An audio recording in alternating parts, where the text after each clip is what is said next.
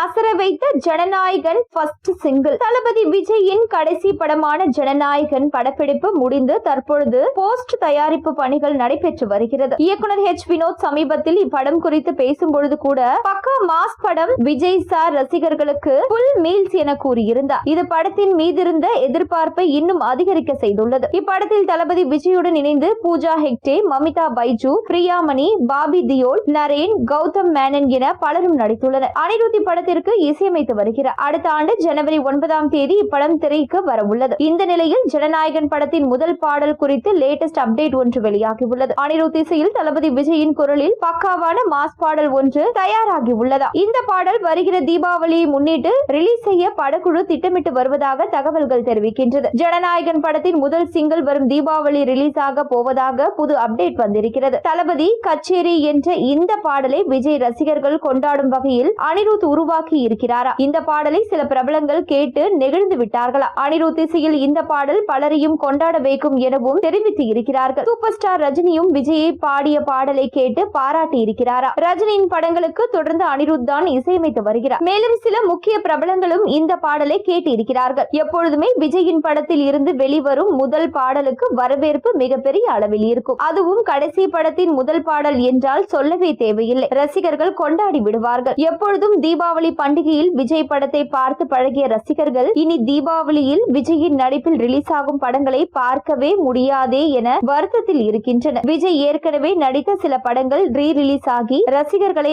ஆறுதல் செய்து வருகிறது. பெரும்பாலும் விஜய் ஜனநாயகன் படத்திற்கு பிறகு மீண்டும் நடிக்க வாய்ப்பில்லை என்பது போலதான் பேசப்படுகின்றது. அப்படி இருக்கையில் ஜனநாயகன் தான் அவரது கடைசி படம் என்பதால் விஜய் ரசிகர்கள் மிக மிக எமோஷனல் ஆகி வருகின்றனர்.